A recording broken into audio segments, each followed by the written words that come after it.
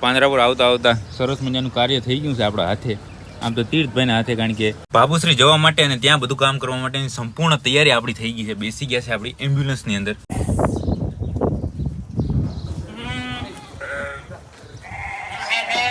કોઈ નાના છે. આ જુઓ, એક આને જુઓ, આને જુઓ. સુવિધા જેટલી ઓછી દો એટલું ગાયો માટે સારું ને આપણા માટે સારું, બરાબર ને? ગાયોને તમે જેટલી સુવિધા દો એટલી ગાયો હેરાન થાય વધારે. ચાલો તો બધું કામ ઓકે. રિપોર્ટ.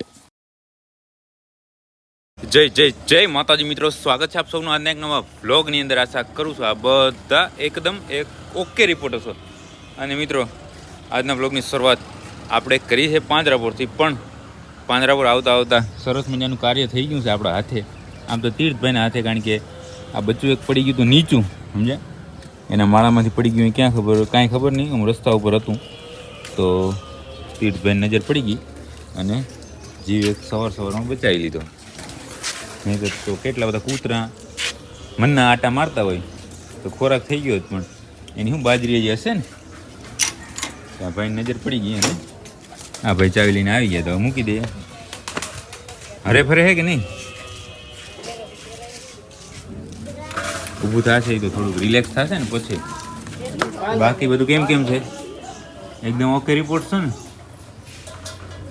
અત્યારે ગરમી લાગે છે ને, એટલા માટે આ પેક કર્યું છે આ બધું. જો એટલે આ બધાને ગરમી ન લાગે, નનકા જીવને.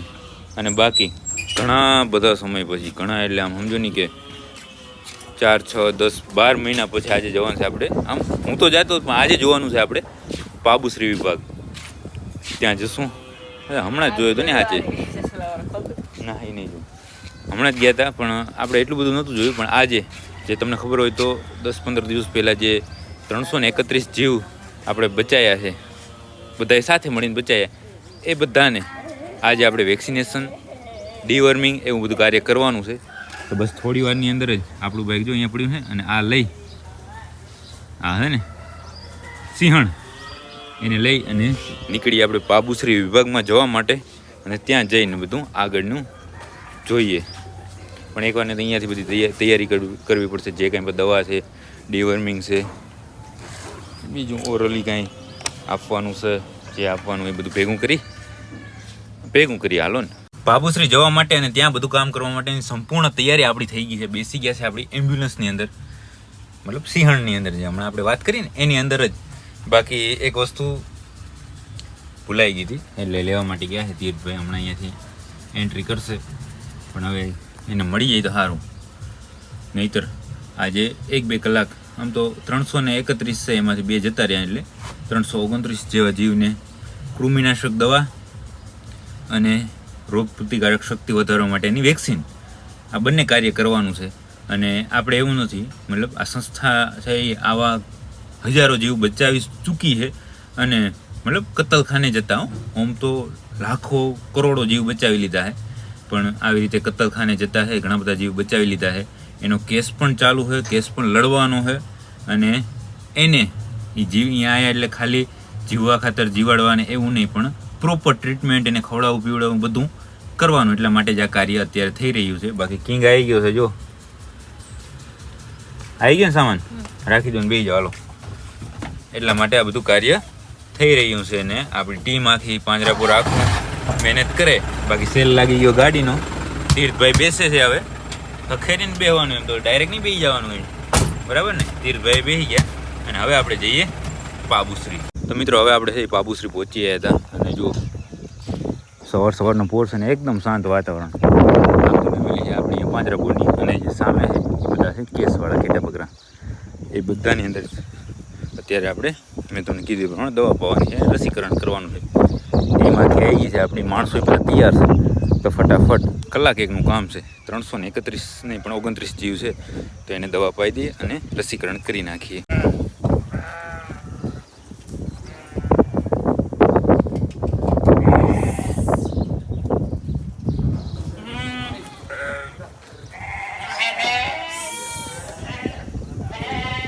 મિત્રો, આપણે લગભગ 8:30 વાગ્યાની 8:30 પોણા 9 અહીંયા પહોંચ્યા હતા. અને અત્યારે વાગ્યા છે 11.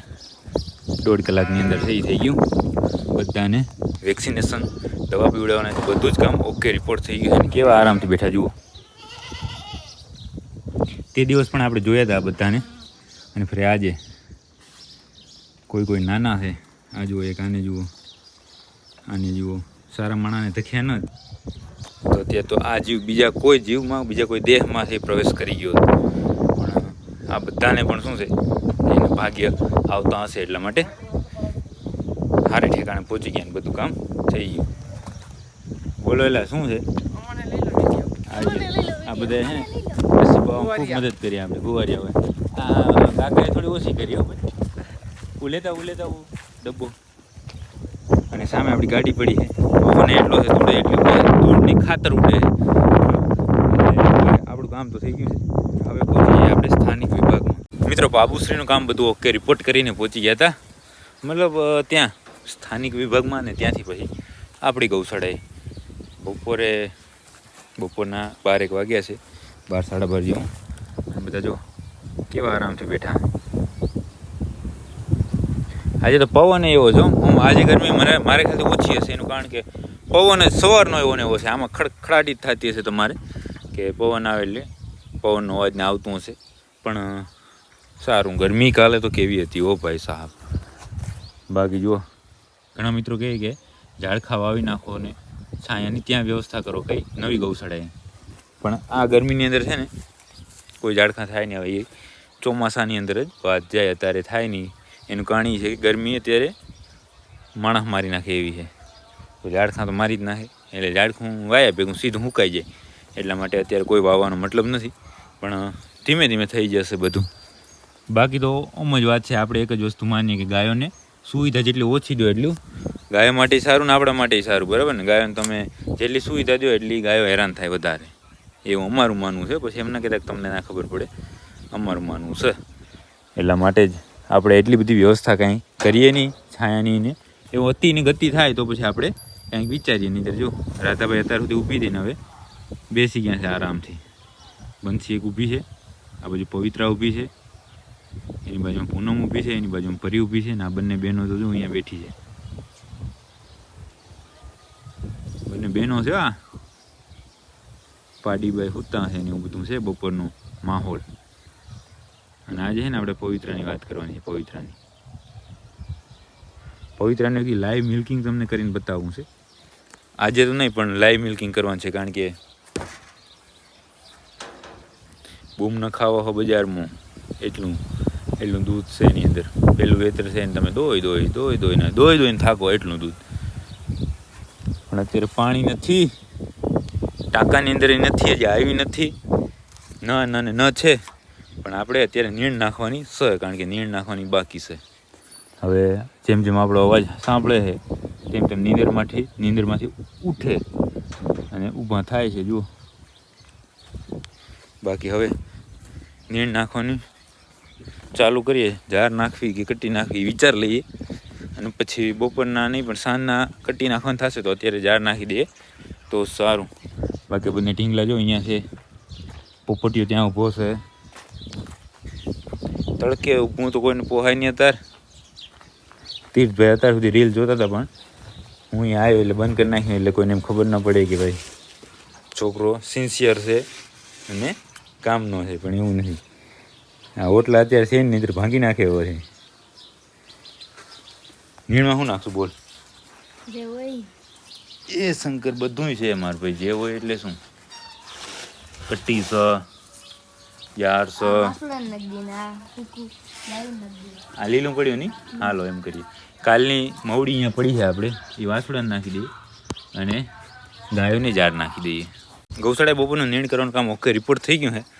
અને આપણે હાલ બેહાલ થયા નહીં, હાલત ખરાબ થઈ નથી. એનું કારણ કે બસ નીણની મેં શરૂઆત કરી ત્યાં આવી ગયો હર્ષદ, એટલે કામ ડિવાઈડ થઈ ગયું. સમજે, આ વાસોડા નીણ નાખવાનું, પોપટિયાને નીણ નાખવાનું કામ મારા ભાગમાં આવ્યું. એટલા માટે મેં એ સહેલાઈથી કરી નાખ્યું. અને ગાયોને નાખીએ સિંગાની કટ્ટીને એ હર્ષદને નાખી દીધી. એટલે થઈ ગયું, ડિવાઈડ થઈ ગયું કામ. એટલે ગરમી એટલી થઈ નહીં. આજે પાછું પવન છે એટલા માટે બધું બપોરનું કામ ઓકે રિપોર્ટ થઈ ગયું. હવે પાણી ભરવાનું બાકી છે. પાણી છે નહીં, લાઇટે છે નહીં. એટલે એમાં જે રૂપેણને ખાવું નથી, આરામથી બેઠી વગારે હ. પગ એક સીધો આમ ઊંચો કરીને ઊભી છે એટલે લાગ્યું છે શું પગની અંદર. હાલ તો રૂપેણ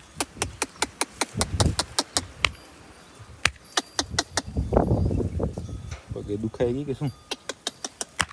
રૂપેણ હાલ છે જેવું કંઈક થયું છે. પાર્ટીને શું ધંધા એવા છે. પાર્ટી પછી સવારમાં મોજમાં આવે ને એટલે જેને આવે એને મારે ને એવું બધું કરે. એટલે એ મસ્તીમાં હોય, પણ આને બધાને લાગી જાય તો શું કરવું? હે પાર્ટી બરાબર ને?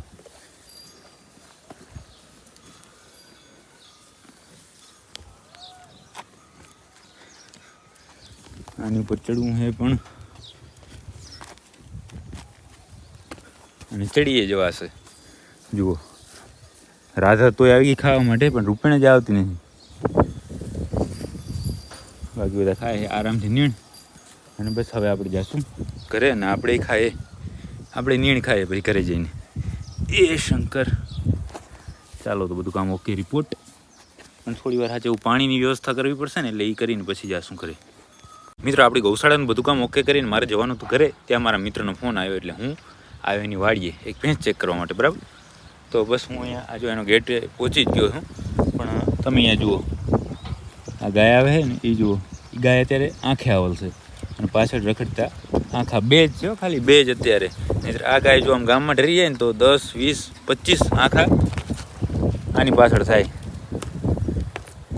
ગાયને તો હેરાન કરવાના જ છે આખો દિવસ, પણ આ બધા હેરાન થશે, બીજાને હેરાન કરશે, એવું બધું થશે આમાં. એ પોતે વળશે.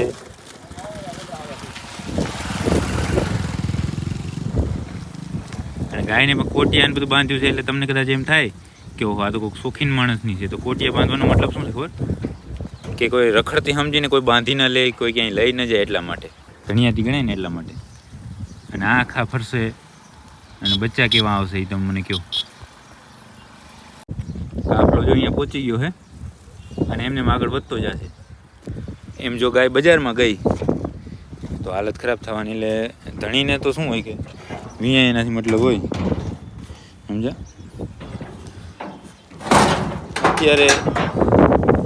અત્યારે સૌથી વધારે જો દુઃખી હોય ને કોઈ પણ જીવ, તો હું માનું તો આંખલો છે. આંખલો રહ્યો ને એ સૌથી વધારે દુઃખી. જ્યાં જુઓ ત્યાં આંખલા જ ફરે. અને પાછા કોઈ ધણીની એના ને આવી રીતે ગાયો જ્યારે આંખે આવે ત્યારે તો હેરાનગતિ હોય જ. એટલે છે મુશ્કેલ બધું માહોલ. મિત્રો આપણે લાસ્ટમાં જોયું હતું કે એક ગાય હતી અને એની પાછળ 2 આંખલા જતા હતા. બરાબર, એના પછી તો શું થયું હોય ભગવાનને ખબર. બાકી અત્યારે પડી ગઈ છે રાત, બેઠા છીએ આપણે ઘરે અને તીર્થભાઈ જો સ્વર્ગ કરીને બતાવે. કરો